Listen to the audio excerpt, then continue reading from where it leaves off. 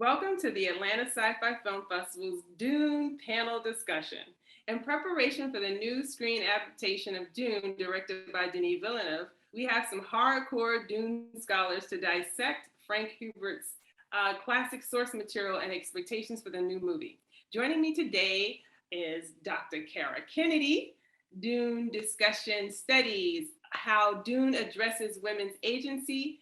Kara is an independent scholar whose doctoral dissertation focused on the representation of the women of the Bene Gesserit, if I'm saying that correctly. Did I? Yay, me. Sisterhood across the 6-book series. Dr. Kennedy has lectured and published on various Dune topics and has 2 books forthcoming by an academic publisher. And we are also joined by Dr. Ian Campbell, who directs the Arabic program at Georgia State University of Atlanta, my alma mater. His research focuses on Arabic language, science fiction, addressing the question of how sci-fi manifests in the Arabic-speaking world, especially with respect to how Arabic sci-fi positions the long history of Muslim scientific and technological achievement in Arabic during the classical medieval periods. So why don't you guys start off with telling us a little bit about how you first got into Dune, when you first might have read it, what captivated you so much to study it, and just what gripped you when it came to the story. So I read Dune when I was a teenager, as many people do when they first start getting into science fiction, and it was actually sitting on the shelf in my parents' study, and it was one of the 1970s versions with the brown and orange cover, and the spines just looked really dull and kind of bothered me, and I walked past them every day, getting to the computer, and one day I decided I need to see what this book is all about, and so I read it, and I just absolutely fell in love with it. And I can't pinpoint exactly what it was, but for me, I think the world and how Herbert built that desert environment and the sandworms and Lady Jessica, it just captivated me, and I ended up just devouring the rest of the series. And I actually enjoyed it so much that I held off reading the final 6th book because I didn't want it to end. So I gave myself a little gap between reading the 5th and the 6th book, because I was sad that it was going to come to an end. But that's how I first started reading it. And then I didn't plan on making it the focus of my study, but I just ended up studying it at undergraduate and then master's, and then doing a PhD on it. And I still love it after all this time. So I'm really glad that I haven't gotten sick of it. That's a good thing. How about you, Ian? Well, I started reading science fiction in about 1980 because I'm old. And so most of it was sci-fi from the 60s, most of the, the canonical sci-fi of the 60s, which I like to call no dames in the engine room science fiction, just, quite patriarchal, quite idea oriented and not so much character oriented and so forth. So I read it at the time. I'm not sure how much I understood of it. I was probably 13 or 14 when I read it for the first time. And then later in college, I took a sci-fi class and Dune was in it. And again, found it very interesting. And then didn't really start looking at it again until after I had finished 2018 monograph on science fiction in Arabic. It had been something I had wanted to pick back up for a long time, and hadn't the time until after I finished the monograph, and then started reading it, started really taking notes. I'll talk about it as we go on, but there's a lot of really interesting relationships to kind of classical Arabic poetry and the early history of Islam that go on through the book that are really interestingly done. And I'll give more details about this later. And I read the 2nd and 3rd books as well. And then my house catastrophically burned down, so I never got to read the 4th, 5th, and 6th ones.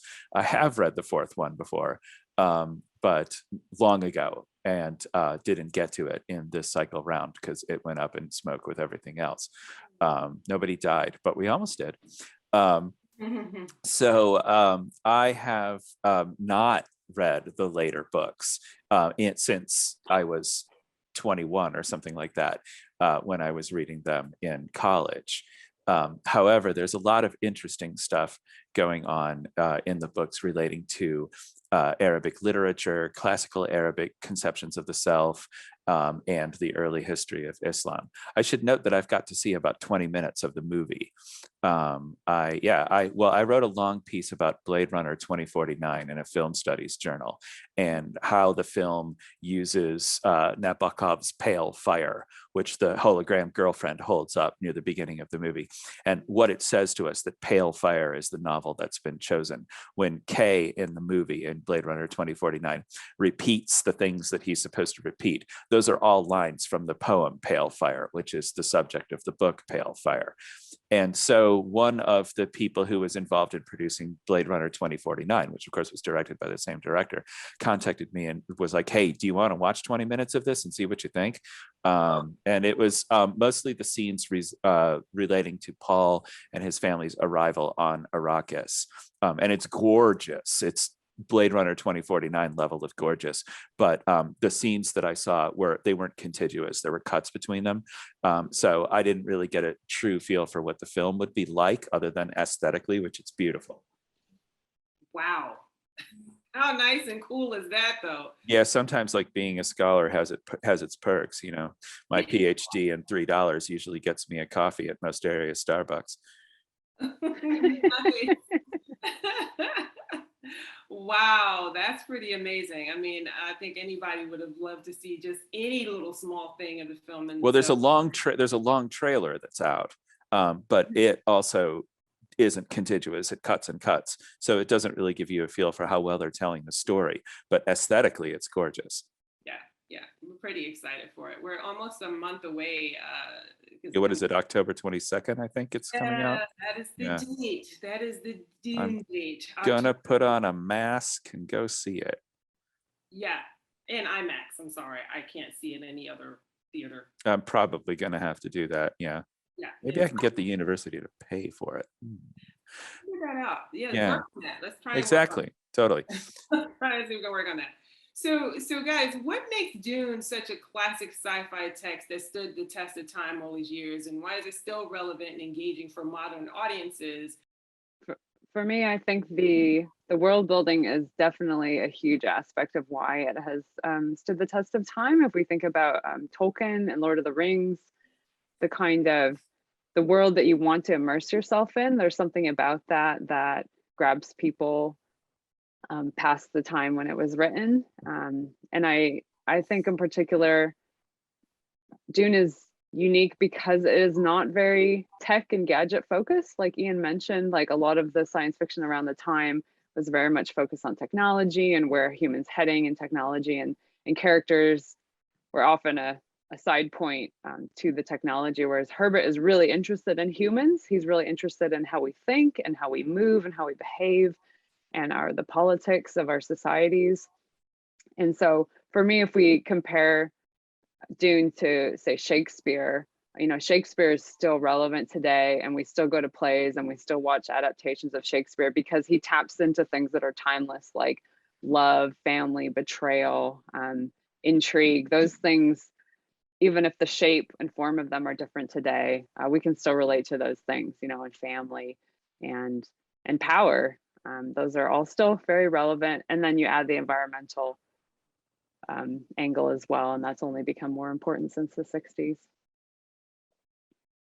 I'll echo all of that, plus a couple of other things. And one of them is that in comparison to most of the SF of its day, it is concerned with a larger story. It's not a clever engineer dude trying to find a solution to a problem. I'm right now reading Andy Weir's Hail Mary, which is exactly that, clever engineer guy finding solutions to technical problems, with maybe some of the humanity dropped out of it a little bit. It's good though.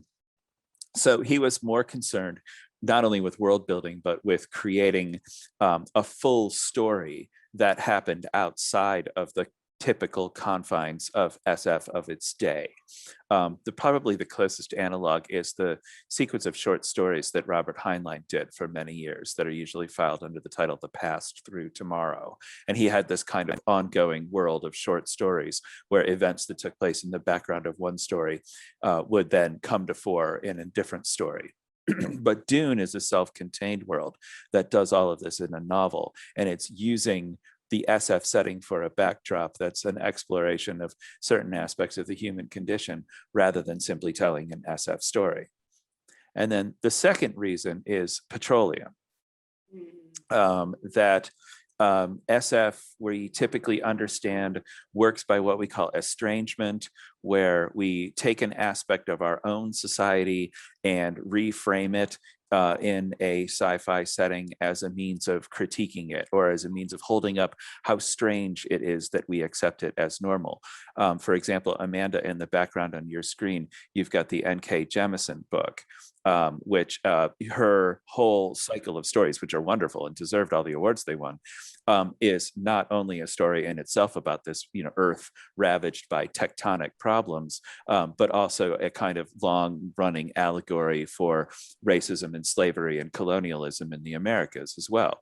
Right. So this is something that Herbert is doing that most of his contemporaries are not doing. Heinlein is probably the counter example. He was doing something similar as well, but in a very, very different way.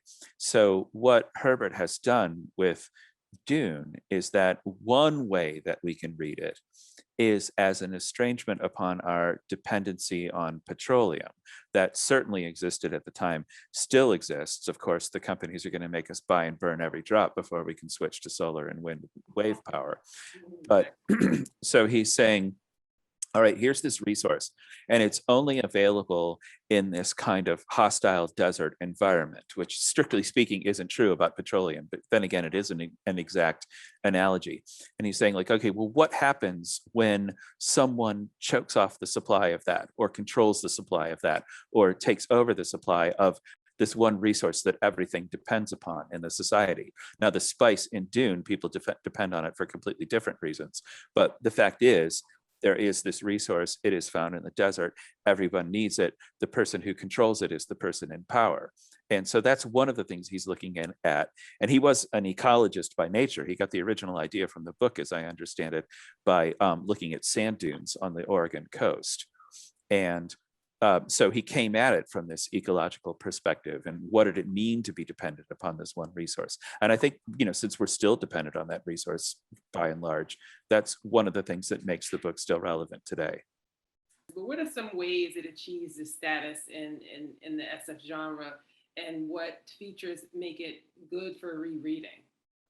I think the things Ian was talking about, the parallels with the real world, that's what makes for good world building. If you can take things that we know or are vaguely familiar with and put them into that new setting, put them into a science fictional setting, it allows us to connect with the material, but it gives us something new and refreshing about it. And I think sandworms are definitely one of the things that make Dune unique. And looking forward to the new film with the advances in CGI technology to be able to show them maybe a little bit differently than several decades ago. But I think Herbert does tap into a lot of threads that are still relevant to us, and that the sense that he gives of this is a world that you can think of as it could exist, right? It's based on things that we know. It's based on that desert environment. It's got this valuable resource. Those are things we're familiar with, but he puts it into a new setting and it makes us want to explore that. But I think also he gives us characters that we're interested in, because you can have the greatest world, but if we don't care about the characters, we don't care about following them, then it's going to flop. But he gives us, particularly Paul, but also Jessica, he gives us characters that they're experiencing that world for the first time. It's completely new to them, right? They're from this water-rich planet that's very lush, and they're suddenly transported into this desert wasteland, essentially. And so as they're discovering it, we as the readers, or we as the audience, are also getting to discover it. And so they're our kind of portal into that world. And so I think that's just like in Tolkien, right? We're following along the hobbits. They're kind of, plain and ordinary, and they're experiencing the whole world outside of the hobbits in for the first time. And so that's part of I think where the connections are with the world. We want to explore it, and we have characters that we're interested in and seeing where their journey heads. And so we get to experience it along with them. Also, and there's a vast history behind both series. I think that's one of the things that the point of comparison is most direct, that in Tolkien, you can read, The Lord of the Rings, and it's a great story. And then you start reading the appendices. And yes, I was the sort of geeky 14-year-old who did read the appendices and taught myself the Elvish alphabet. Thank you very much. Before it was cool. And so when you realize, like, oh, well, Galadriel isn't just the elf queen, she's also something like 13,000 years old, in the terms of how much time she spent in Middle Earth, and so sometimes suddenly the ages and the history and the vast time scale of the whole thing that Tolkien put in there to make a history that made the story of the Lord of the Rings compelling, because it was these historical forces coming together, I think is very similar in Dune, where I think at one point we're told that, like, this is like year 10,800 of something of the Empire. So it's been going on for millennia, literally, in this kind of weird quasi-space feudalism society. But those layers of history, for example, where you have the Butlerian jihad, which is called a crusade in the film, not a jihad. Jihad, by the way, in Arabic simply means effort or struggle, and has nothing to do with holy war. And it's one of the many, many misinterpreted Arabic words in American culture since 9/11. And so you have the Butlerian jihad long in the past, where thinking machines were kicked out. Amanda, there are no computers in Dune. The closest thing you have is human computers, people who have been trained to do so. Thufir Hawat and what's the other fellow's name? Peter DeVries in the first book. And they've been trained as human computers because the computers that we think of simply don't exist. There was a giant holy war, if you will, to eliminate them when, presumably when they first started to become artificial intelligences rather than computers. But it's never really said, it's just alluded to in the background. There's these layers and layers of history. And that's what makes the book really, one of the things that makes the book really compelling, is that it kind of shows you rather than tell you that this history exists for the very most part. I agree. I'd say the opening chapter where Reverend Mother Mohiam is kind of talking with Paul, Herbert uses that exchange to get a lot of information across to the reader, and she just drops things like referring to the Butlerian Jihad or referring to this and that and these orders, and you get the sense that they've been around for a long time, and that Butlerian Jihad really shaped the whole entire society from when it happened. And it's just something that's normal in their universe, right? But then you as the reader can understand that this has shaped their society. And then Herbert also gives a glossary in the back, and there's just tons of terms. Sometimes they're not explained in the text at all, and the glossary actually has a lot more detail about it. And so you can find yourself flipping back to get more information about a term that's in the glossary. So it's part of the book, but it's also sitting outside of the narrative itself. And that's pretty common in world building as well, to have maps or appendices or glossaries or extra information that helps build out the world so it doesn't clog up the narrative. You guys touched a little bit, I think Ian definitely touched a little bit on some of the Arabic and Muslim connections, but did you want to expound a little bit on? Oh, yeah, sure. I can go on for kind of a while about it. There is a very sketchy way in which the story of Dune is a kind of rewrite of the early history of Islam. And especially with respect to suddenly this prophet arising out of the desert and uniting the fractious but tough warriors in order to overthrow an empire. In that sense, it is a rewrite of the early history of Islam. Muhammad was undoubtedly a real person, and he claimed to be a prophet, and everyone accepted him as such.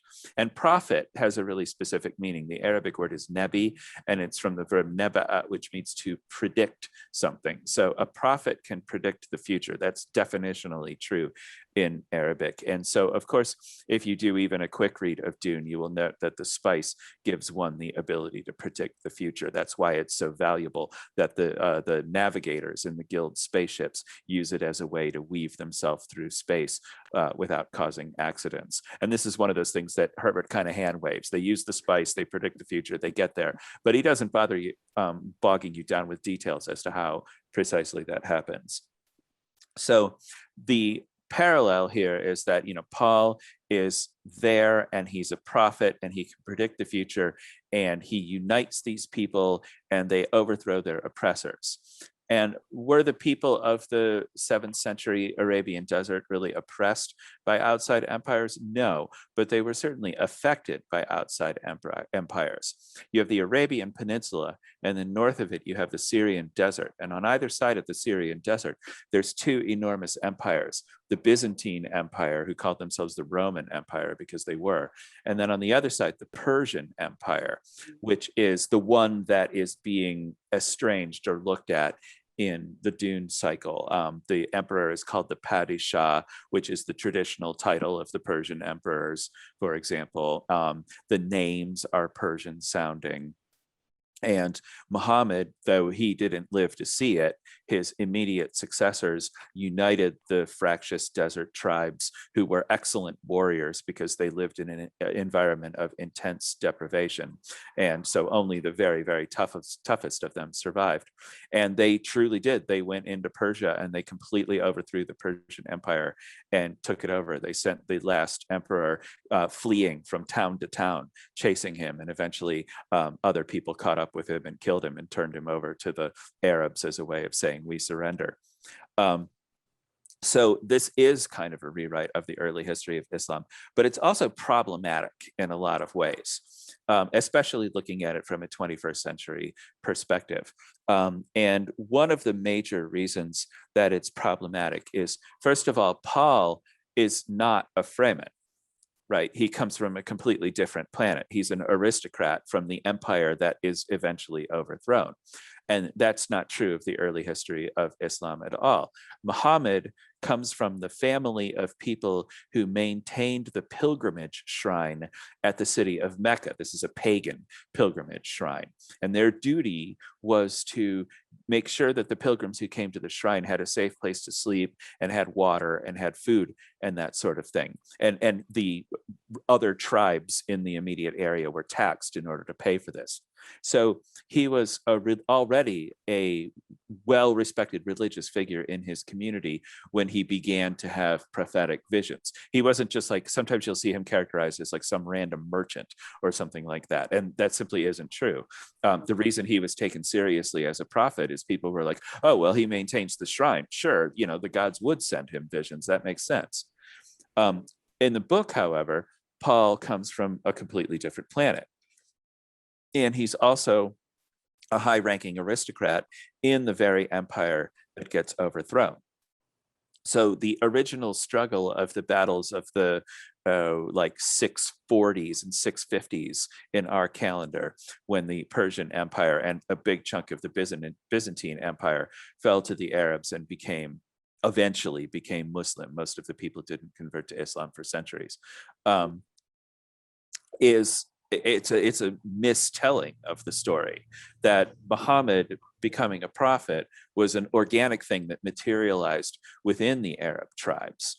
And the Dune rewrite just erases their agency, if you will. The Fremen, while very tough and strong, everybody acknowledges this, they can't do anything to stop the Harkonnens until Paul shows up and becomes their leader, and Jessica becomes their reverend mother at the same time. So they need this outside leadership, kind of like a white savior complex kind of thing, if you will, that probably would fly in 2020s SF to nearly the degree it was permitted to fly in 1960s SF. And I'm cutting Herbert a break here. He took the materials he had at the time, which in the late 1950s, early 1960s, really wasn't a whole lot in terms of what we really knew about the early history of Islam. And he rewrote his own version of it. And the other thing that I'd like to point out is particularly problematic about it is the way that when Paul comes into the desert, he says and does all these things that lead the Fremen to believe that he's a prophet. And the reason for this is that there had been Bene Gesserit missionaries there long before who had laid all the groundwork for this and had shown this is how it will happen when the prophet comes. So again, you're denying the Fremen agency here, that these were stories that were told to them, and then along comes the person that fulfills these stories. So from both of those perspectives, it's really difficult to look at it from a 2021 perspective and say, well, this is great, because it's not. It's kind of a rewrite of Islamic history that makes the Muslims the followers rather than the leaders. And these people conquered two giant empires and took over one of the largest swaths of the world in world history. We shouldn't put their agency in somebody else's hands. But again, the book is it's 70 years old almost. No, 60 years old almost now.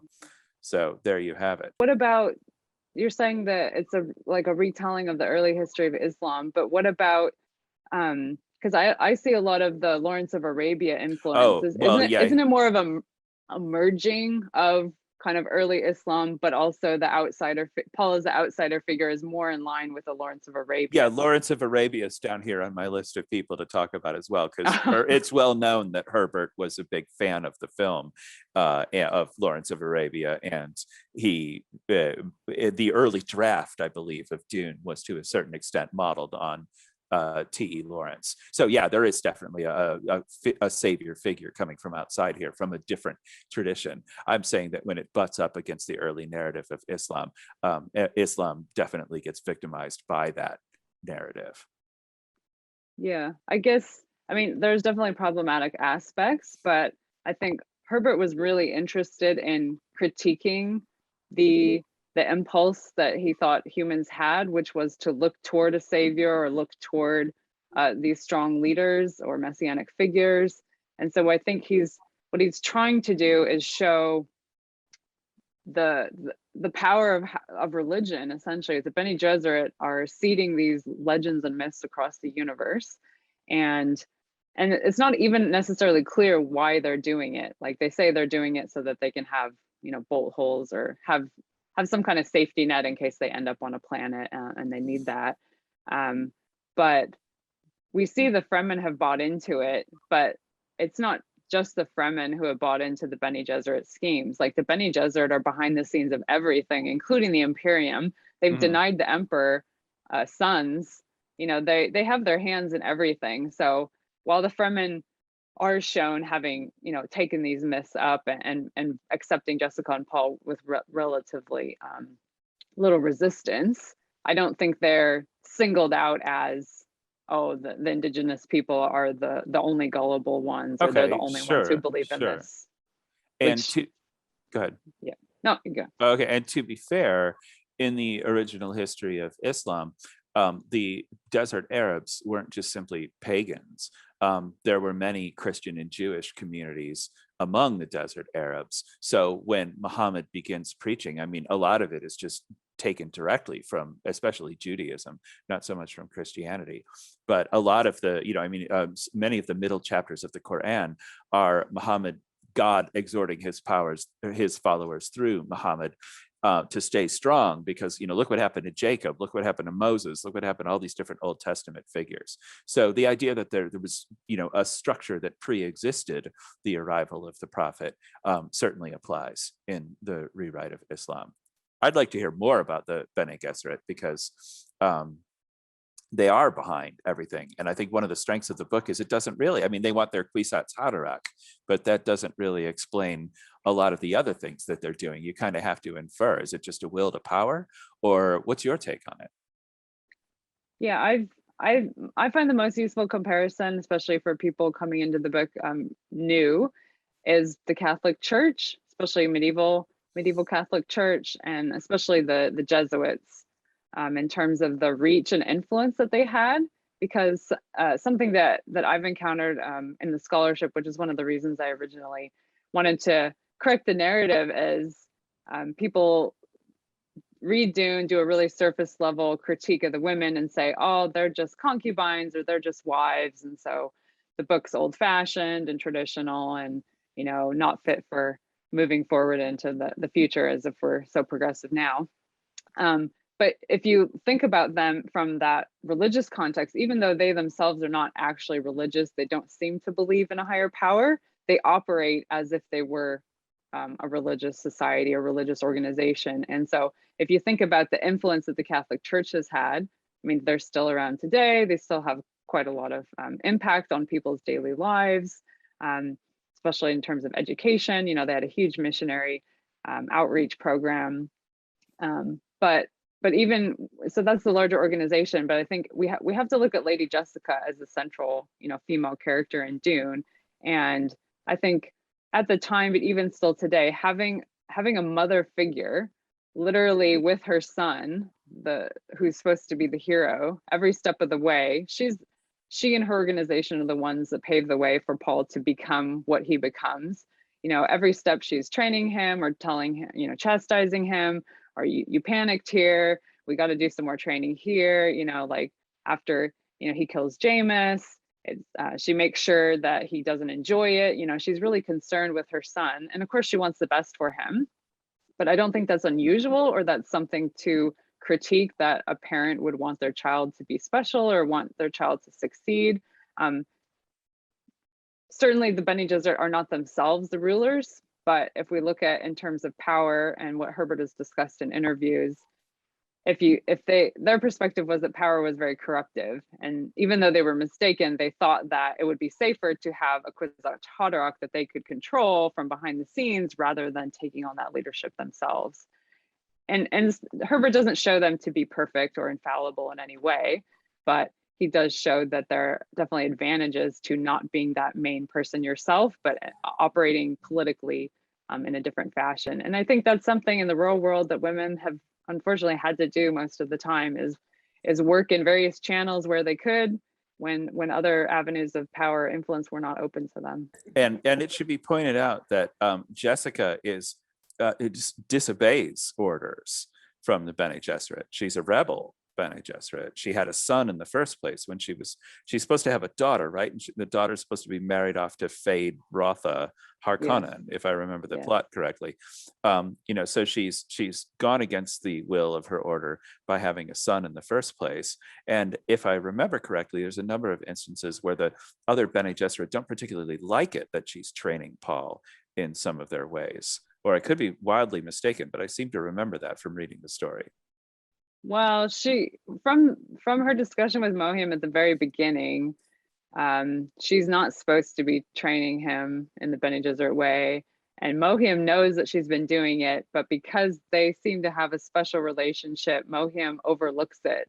Okay. And if there's an appendix about, supposed to be from Lady Jessica's report, kind of post all of the events of Dune, and it goes through the various ways that the Bene Gesserit failed to kind of anticipate that Paul actually was a Kwisatz Haderach. So, you know, they're very self-reflective, even like, oh, we should have noticed, like, we knew that he was being trained in this way. We knew he was part of the breeding program, and yet, you know, he got away from us. So, yeah, I don't think she was supposed to be doing that, but because they had some kind of special relationship, Mohim didn't tell on her.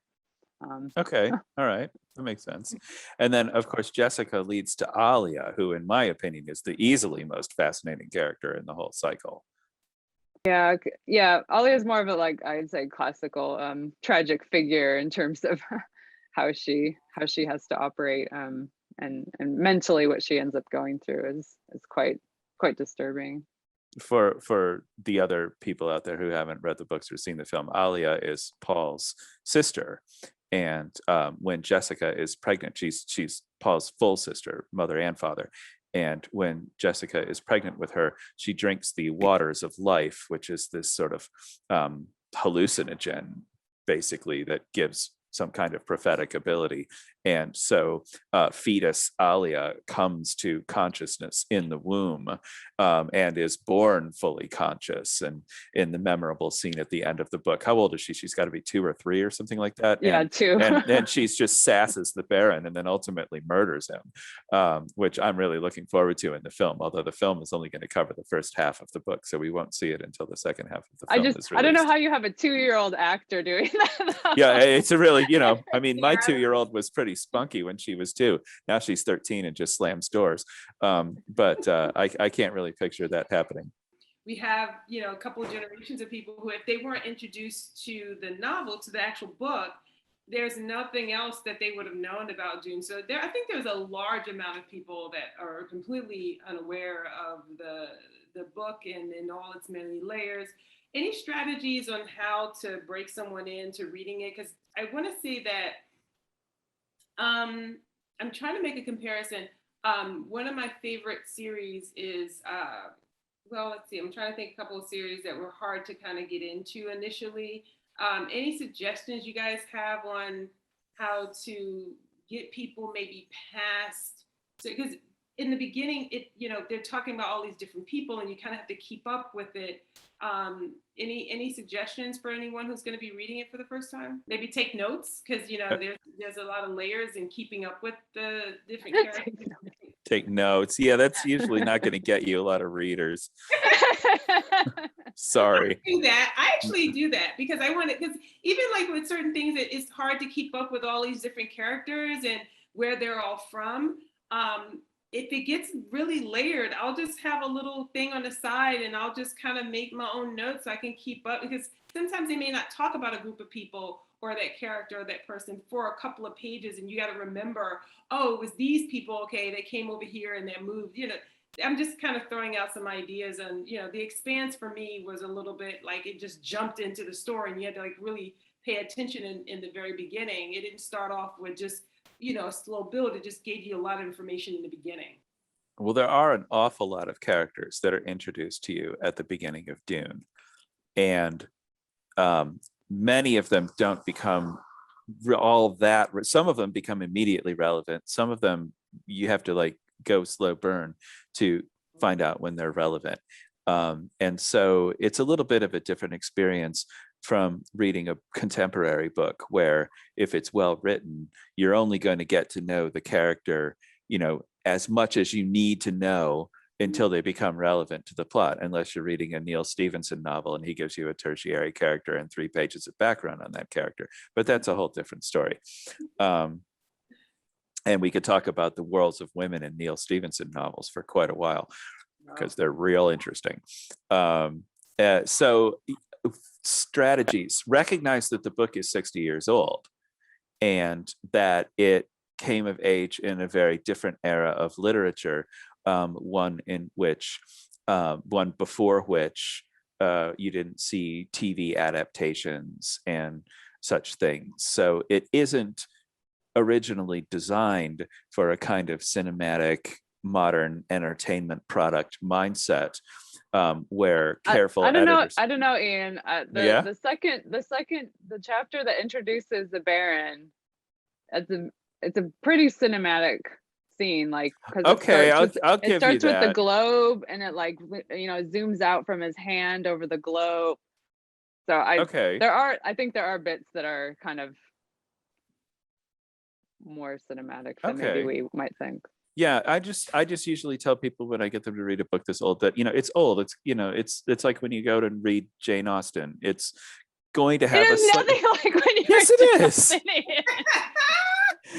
It's we don't have the language. The language is not the same at all. But it's like that in that it belongs to a slightly different era of literature, and we have to understand how it's framing itself. And it's not necessarily going to be precisely congruent with modern sensibilities, I guess is my point.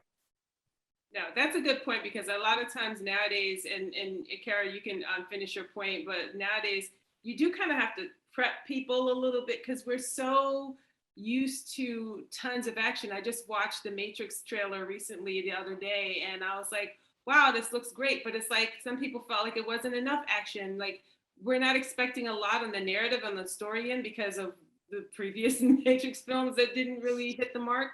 But everyone is like, I'm up for the ride as long as you give me a ton of action, a ton of stuff going on, and preparing someone to know that you're not getting all of that. It's a different world. Don't expect it, but you're still going to love it. But sometimes it is good to kind of prep people, especially like you said, because it was a different time than in writing and how things were approached. That may be helpful for some people, definitely. Well, I think reading a book in general, not everyone is familiar with that experience. You know, they're used to reading short snippets on social media, which is just the reality now.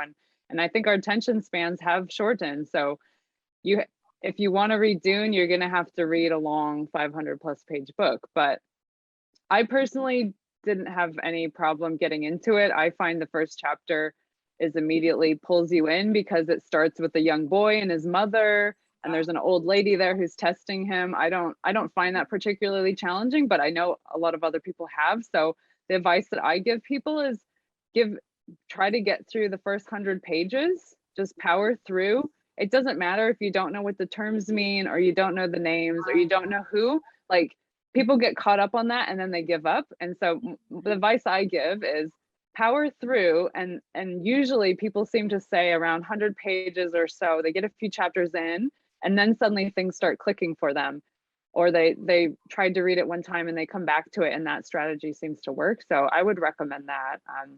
And you can always flip to the back to look things up if you want to, but I don't think you need to. Gotcha. That's a really solid piece of advice. Although now I really want to do a Pride and Prejudice Dune crossover.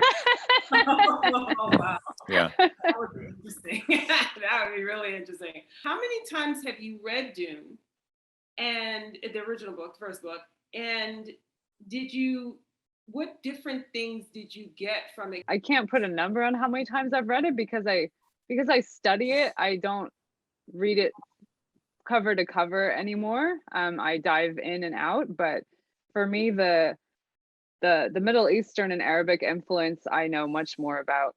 Not that I know that much, but I know much more about than I did when I was a teenager, certainly. And for me, I think the politics, I find more layers of political things in it when I read it now.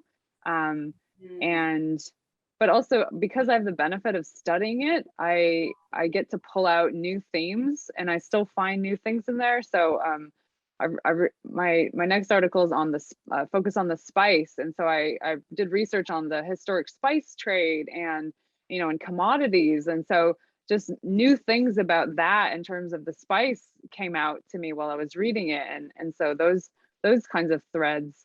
But yeah, I think in the environmental message, I think also is a lot more poignant now, 20 years later, than when I first read it and wasn't really thinking about the planet and environment and how we shape things. But yeah, I think that's definitely one of the things that makes it stand the test of time, is that you can get new things every time you read it, the more you know. But you always still have that initial love for it that kind of keeps you going, even when you find things that are maybe problematic. For me, 3 or 4, I want to say, and most recently about a year and a half ago. And the big difference for me was learning to read and write Arabic and read and write Arabic literature. And so the first couple times through, the transliterated pseudo-Arabic that is peppered throughout the book is just exotic and neat. And then once I start reading Arabic literature, it becomes very different. So I'll touch on 2 things here. One of them is classical Arabic poetry, especially poetry from before the arrival of Islam, or contemporary to the arrival of Islam, has this very classic form to it, where it used the poems. This is all oral poetry, of course. It's not written down originally. The classic poem has 3 sections, and in one of them, the poet looks upon the ruins of his former life and notes the passage of time and how all these things will soon be forgotten. And in the second section, the poet undertakes this difficult journey across the desert, sort of designed to show off his level of toughness. And in every case, the poet is a stand-in for the poet's tribe. That is, he's talking about his people, not just himself. And the overwhelming majority of these poets were men. There were women poets, but they were generally restricted to a different genre, which we don't have time to talk about here. And then the third part of the poem is gaining the strength of community and showing off the toughness of the tribe and how they can they're not just tough, but they can work together as well. So the last time I read Dune, this really stood out to me, that Herbert must have, and now I want to go look in archives and find out precisely what he knew about classical Arabic literature in the late 1950s and early 1960s. And because the first book kind of patterns this classic form of poetry that we have, Paul looking upon the ruins of his former life as he has to go to a different planet. His father is killed. He has to flee into the desert. We see the journey across the desert. There's a whole chapter where they're riding the sandworms and so forth. And then he unites the Fremen, and it becomes a unified tribe where their individual strength works together. So that's something that really, really struck me this last time through. And in fact, in the background of several other things I'm doing is a paper that I'm working on the motifs of classical Arabic poetry in Dune, notably the first book. And then another thing that really struck me the whole way through is for something that's kind of a parallel to the rise of Islam, there's no God in the book. It's a completely secular world. I mean, yeah, the Bene Gesserit are definitely an analog for the Catholic Church, but at the same time, there's all this talk about prophets and everything else, but there's no divinity behind it.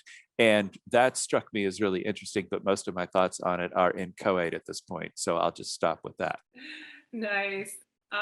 So what do you guys think of Denis Villeneuve's film that's going to be coming out in about a month or so on October 22nd? Well, you mentioned earlier about action, and one of the challenges with Dune is it's not really about action. It's very much what political intrigue. I would say it's closer to Game of Thrones in terms of it's about relationships and people and who's saying what and all of that background information, which is harder to show in I think a cinematic way. So my concern is about how much does it become a typical science fiction action movie, which, I mean, Herbert almost glosses over every action scene that is in the book. He just wasn't really interested in battles and all those kinds of things. Even the great battle at the end is just kind of a paragraph and then moving on to the scene where people are talking and discussing. So aside from that, my main hope is that the women are represented well. I know there's been a lot of talk about what he's done with the female characters, and I think Chani's going to have a bigger role than she has in the book. So far, I've seen a clip where they showed the voice, and I was really impressed by how they showed that, because I think that's difficult to show. But I'm hoping the women come across strong and active and in a way that is maintains some semblance with the book, because I think they are really interesting in the book and need to be shown just as interesting on screen. Okay, that's a pretty solid answer. I think my contribution to this will be to say that I hope that he sticks with his artistic vision and gives us something like Blade Runner 2049, which wasn't terribly successful commercially. Neither was the original film, for that matter. Right. But I think is a heartbreaking work of staggering genius. And he's shown he can do that. And I would rather see a film that goes that deeply into things and with a consistent aesthetic than something a little more tailored to a mass market audience. I do have to wonder how he's going to get a lot of the background across. If you haven't seen the 87 David Lynch movie, where he basically has like a lesson at the beginning of the film, here's 4 planets and here's who's on each one and so forth, which is a little clumsy, but it is hard to get a lot of that background across. And I'd rather have a film that didn't explain every bit of background, but just kind of left it there showing us rather than telling us, and then focused on the struggles of the characters and how the politics and their own personal struggles go together. I'd rather see a film that certain critics pan as, well, it was a little, it wasn't a popcorn movie, than something where the real humanity of the story is stripped out in order to make it appealing to action fans. Although the clips I've seen seemed not to do that. But again, these were scattered clips and not a coherent narrative. Thank you guys both for coming on. I really appreciate it. Thank you for having me. Yeah, thanks for giving us the opportunity. You're very, very welcome. Take care. Have a great day.